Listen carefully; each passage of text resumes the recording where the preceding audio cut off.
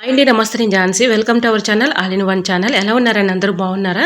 నేనైతే చాలా బాగున్నాను. మీరు కూడా చాలా చాలా బాగుండాలని మనస్ఫూర్తిగా కోరుకుంటున్నాను. ఈరోజు మీకు అందరికీ కూడా యూజ్ అయ్యే అద్భుతమైన కర్రీ రెసిపీని అయితే షేర్ చేస్తున్నానండి.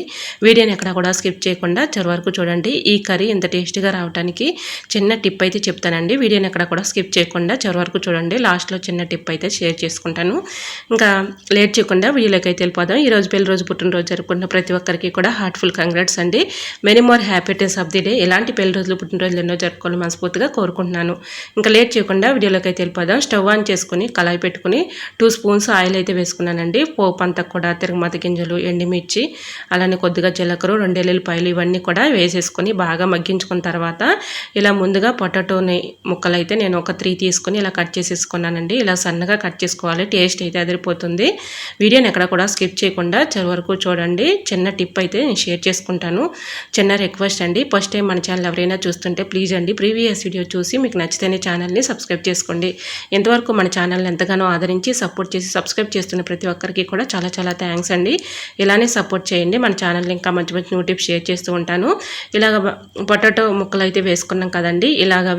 ఇలా వేసేటప్పుడే కొద్దిగా ఒక 1/2 టీ స్పూన్ సాల్ట్ వేసుకున్నాం అనుకోండి, చక్కగా మగ్గిపోతాయి. ట్రై చేయండి. తర్వాత చిన్న టిప్ అయితే చెప్తానని చెప్పాను కదండి. ఆనియన్స్ మాత్రం ముందుగా మనం వేయకూడదండి. పొటాటో కర్రీ చేసేటప్పుడు ఈ విధంగా ఆనియన్స్ ముందే వేసేస్తే మాడిపోతాయి. కాబట్టి ఈ విధంగా ఇలా బంగాళదుంప ముక్కల్ని వేసుకున్న తర్వాత ఈ కొంచెం వేయించిన తర్వాత ఇలాగ ఆనియన్స్ వేసుకోవాలి. ఆనియన్స్ ఇలాగా ఒక 10 మినిట్స్ మగ్గించుకున్న తర్వాత తగినంత పసుపు అయితే వేసుకోవాలండి. నేను పసుపు ఒకటే వేసుకుంటున్నాను.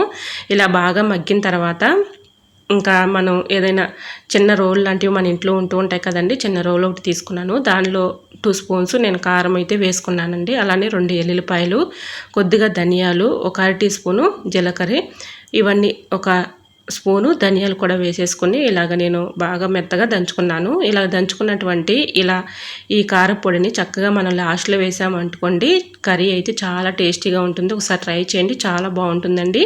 తింటే జన్మలో మర్చిపోరు. టేస్ట్ అయితే అంత టేస్టీగా ఉంటుందండి. పిల్లలైనా పెద్దవాళ్ళైనా వేడివేడి అన్నంలో ఈ కర్రీ వేసుకొని తింటే చాలా టేస్టీగా అయితే ఉంటుందండి. మనం ఎప్పుడైనా కర్రీ చేసేటప్పుడు ఇలా బంగాళదుంపలు ఫ్రై చేసుకున్నప్పుడు ముందుగా మనం ఆనియన్స్ వేసామనుకోండి మాడిపోతాయి. కాబట్టి ముందుగానే మనం బంగాళదుంపల ముక్క వేయించిన తర్వాత అప్పుడు ఆనియన్స్ వేసుకున్నాం అనుకోండి, టేస్ట్ అయితే బాగుంటుందండి, మాడిపోకుండా ఉంటాయి.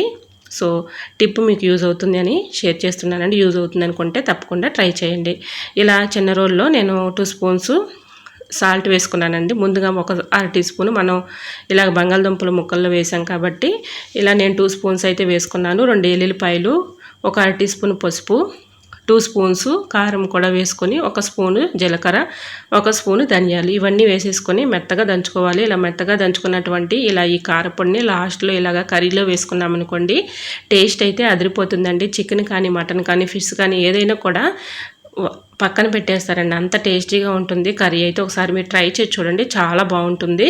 సో యూజ్ అవుతుంది అనుకుంటే ట్రై చేయండి. మరి మీకు ఈ వీడియో నచ్చిందా? నచ్చితే ప్లీజ్ అండి చిన్న లైక్ చేసి మీ ఫ్రెండ్స్ అండ్ రిలేటివ్స్ షేర్ చేయండి. ఫస్ట్ టైం మన ఛానల్ ఎవరైనా చూస్తుంటే ప్లీజ్ అండి ప్రీవియస్ వీడియో చూసి మీకు నచ్చితే ఛానల్ని సబ్స్క్రైబ్ చేసుకోండి. ఇంకా లాస్ట్లో కొత్తిమీర కొంచెం ఇలా కరివేపాకు వేసి గార్నిష్ చేసుకుంటే కర్రీ అయితే సూపర్ టేస్టీగా ఉంటుంది. ట్రై చేయండి. ఓకేనండి, మరొక వీడియోతో మళ్ళీ మీ ముందుకు వచ్చేస్తాను. అంతవరకు బాయ్. అందరూ బాగుండాలి, అందులో నేను ఉండాలని ఆశిస్తూ నేను మీ Jhansi. Thanks for watching. Bye by.